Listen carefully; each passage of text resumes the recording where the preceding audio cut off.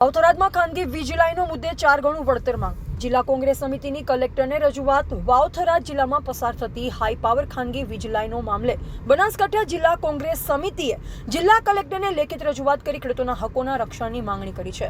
જિલ્લા કોંગ્રેસ સમિતિના પ્રમુખ ગુલાબસિંહ રાજપૂતે જણાવ્યું કે જિલ્લામાં 440 કેવી અને 765 કેવી જેવી ઊંચી ક્ષમતાવાળી વીજ લાઈનો ખાનગી કંપનીઓના હિત માટે પસાર કરવામાં આવી રહી છે. ખેડૂતોની સહમતિ વિના ખેતરોમાં વીજ ટાવર અને પોલ ઊભા કરવામાં આવી રહ્યા છે, જે મિલકત હકોનું ઉલ્લંઘન ગણાય છે.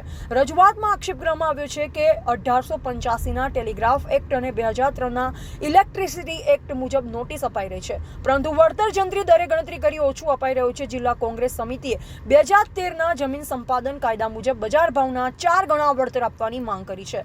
રાધા નેસડાથી મુડેઠા તથા પાટણથી રાધા નેસડા વચ્ચે નીકળતી વીજ લાઈનો અંગે અંતિમ નિર્ણય કરતા પહેલા તમામ કાનૂન છે. એના સિવાય જેટકોની લાઈનોમાં આપણું કામ ચાલુ છે. આમ મળીને કુલ વાવથરા જિલ્લામાં લગભગ 4-5 લાઈનોના કામ ચાલુ છે. આવનારા દિવસોમાં લગભગ બીજી 8, 10, 15 લાઈનો આવવાની છે.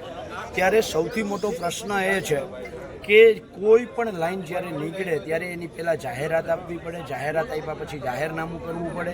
જાહેરનામું કર્યા પછી ખેડૂતને નોટિસ આપવી પડે. ખેડૂતને નોટિસ આપ્યા પછી એ ખેડૂત જો ના પાડે તો લવાદી તરીકે, તકરારી તરીકે કલેક્ટરમાં આવવાનું, અને કલેક્ટરમાં આવ્યા પછી કલેક્ટરે 1885ના ટેલિગ્રાફ એક્ટના કલમ 16(1) મુજબ ખેડૂતોને બોલાવવાના હોય છે. હવે અહીંયા ખાટલે મોટી ખોટ એ રહી ગઈ છે કે આમાં અમુક ખેડૂતોના એવા ફોન આવ્યા છે કે અમને આજે અત્યારે અમારા ખેતરમાં થાંભલો ઊભા કરવા માટેની નોટિસ આવી છે, એનું કોઈ જાહેરનામું જ નથી આવ્યું. તો એઝ એ કલેક્ટર ખેડૂતને નોટિસ આપતા પહેલાં એ તો કંપની પાસેથી માગવું જોઈએ અથવા તો ચેક કરવું જોઈએ કે આ જાહેરનામું ક્યાં છે. ખેડૂતને ડાયરેક્ટ કલેક્ટર નોટિસ આપે છે. કલેક્ટર પોતે જ્યારે નોટિસ આપે છે ત્યારે કલેક્ટર ન્યાયાધીશની પ્રક્રિયા કરે છે, અને ન્યાયાધીશની પ્રક્રિયા એ હોય કે બંને પક્ષો એને સમદ્રષ્ટિ રાખી અને જે સાચો હોય અને જે ખોટો હોય એને ન્યાય કરવાનો છે. પણ કલેક્ટરે જાણે ન્યાય કરવા માટે ખેડૂતોવાળી આંખ છે એ સંપૂર્ણ બંધ કરી દીધી હોય ને કંપનીવાળી આંખ ખુલ્લી રાખી હોય. આજે 24 તારીખે જે ખેડૂતોને કલેક્ટરે પોતે બોલાવ્યા હતા, નોટિસ આપીને બોલાવ્યા હતા, એ જ ખેડૂતોને જવાબ રજૂ કરવા માટે એના પ્રતિનિધિના ભાગરૂપે અમે પણ એમાં હાજર રહી શકીએ, અને એના ભાગરૂપે આજે અમે ગુજરાત કિસાન સંઘર્ષ સમિતિના આગેવાનો આવ્યા છીએ. પણ જાણવા મળ્યું કે જેવી રીતે કચ્છ કલેક્ટરે ખેડૂતોને બોલાવ્યા અને અમે ગયા તો એ રજા મૂકીને જતા રહ્યા. મોરબી કલેક્ટર ભાગ્યા, જામનગર કલેક્ટર ભાગ્યા. આજે ચોથી જગ્યા એવી બની છે કે વાવથરાદ કલેક્ટર પણ ખેડૂતોને બોલાવ્યા પછી એ ભાગ્યા છે.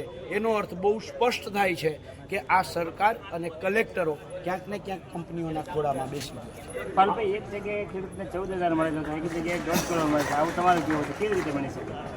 એટલા માટે આ થાય છે કે 2013ના જમીન સંપાદનના કાયદામાં બહુ સ્પષ્ટ જોગવાઈ છે કે માર્કેટ ભાવના 4 ગણું વળતર. અને આ હું એમને એમ નથી કહેતો, રાજસ્થાન સરકારે આ બાબતની SOP કરી છે. આપણા જ રાજ્યમાં નવસારી જિલ્લામાં કલેક્ટરે હુકમ કર્યો છે માર્કેટ ભાવના 4 ગણા આપવાનો, અને એની સામે વાવથરા જિલ્લાના કલેક્ટર છે એ ખેડૂતોને જંત્રી ભાવે વળતર આપવાની વાત કરે છે. એટલે જંત્રી તો કેટલી છે? 28 રૂપિયા છે પર મીટરના. માર્કેટ ભાવ કેટલો છે? તો કે 15 લાખ, 20 લાખ, 25 લાખ રૂપિયા છે. તો એ પ્રમાણે તમે મીટરનો હિસાબ કરો તો બહુ બધો તફાવત આવે છે. એટલે 14,000ની પણ ખેડૂતને આપ્યા છે, અને 1.5 લાખ, 2 લાખ, 5 લાખ પણ આપે છે. પણ